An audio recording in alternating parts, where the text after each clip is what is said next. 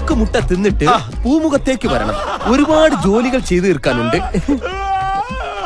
അതെ, ഇനി മുതൽ എന്നെ അനുസരിച്ച് ഇവിടെ നിന്നോളണം. അതാണ് അടുക്കള. മോൻ ചെല്ലു, വേഷായിട്ട് വെട്ടി വിഴുങ്ങ്. ഈശ്വര, എന്നെ അനുസരിക്കാൻ ഒരു പട്ടികളും ഈ വീട്ടിലില്ല. ഈ പൊട്ടനെങ്കിലും എന്നെ അനുസരിക്കണമേ.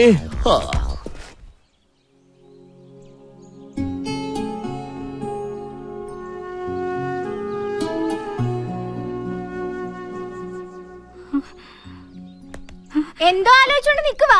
അതെ, ഈ പാത്രങ്ങളൊക്കെ ഒന്ന് കഴുകി വെച്ചു എന്ന് വിചാരിച്ചേ കയ്യിലെ വളയൊന്നും ഊരി പോകത്തില്ല.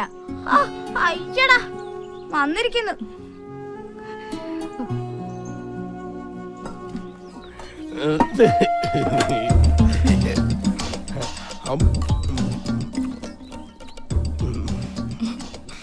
എന്താ പേര്? അവൻ പൊട്ടനാ. അയ്യേ, പൊട്ടനാ? എന്തത്? ആനൂട്ടോ? ലക്ഷ്മിന്റെ